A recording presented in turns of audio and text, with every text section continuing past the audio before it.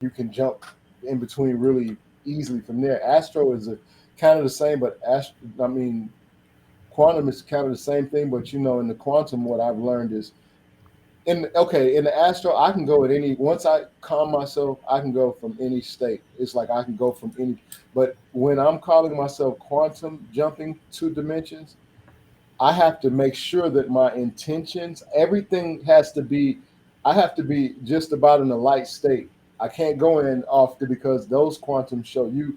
I have jumped to a quantum that I did not want to be at, and if it wasn't for me being conscious of knowing that I could have done it, I could have bought it back. I just shook it off before I bought it back, because in quantum jumping for what I do is I go to different places so I can pull the energy from it and bring it back and be conscious of it so that it can start applying itself to my experience. You know what I'm saying? That's what I even started doing quantum jumping for, and I took it very seriously because it worked for me.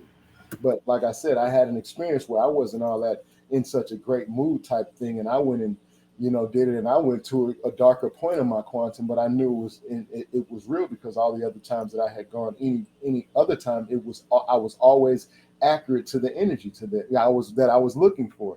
This I didn't properly do my intention properly, and I realized that when I got there and was looking at the scene and getting myself prepared to go into it. And so when I realized what I was going into, I pulled myself out of it, and then I stopped quantum doing that for like probably a couple of years because it put me in a state of damn. I've been progressing really a lot. It don't take but one time to come out and be in a bold space, and depending on how strong you bring that space back, that might become an addiction. That might become the habit. That might be just for the period of time. So I didn't want to play with that.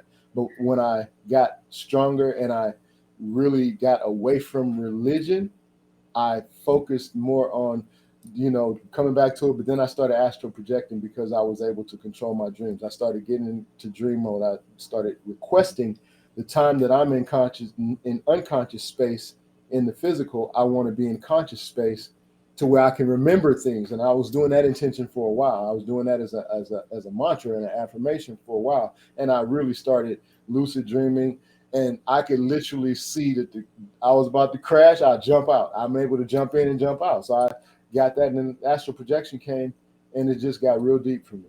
It just got real deep because my mom played a part of that, and my grandmother played a part of that. That came back to the whole foundation of what I even have, because my grandmothers on both sides were doing this. They had all had alchemy. You know what I'm saying? That my mom's mom, my dad's mom, they were definitely, they were definitely witches with the powers of healing. They were definitely doing whatever that part was, and it was all through our tradition, obviously.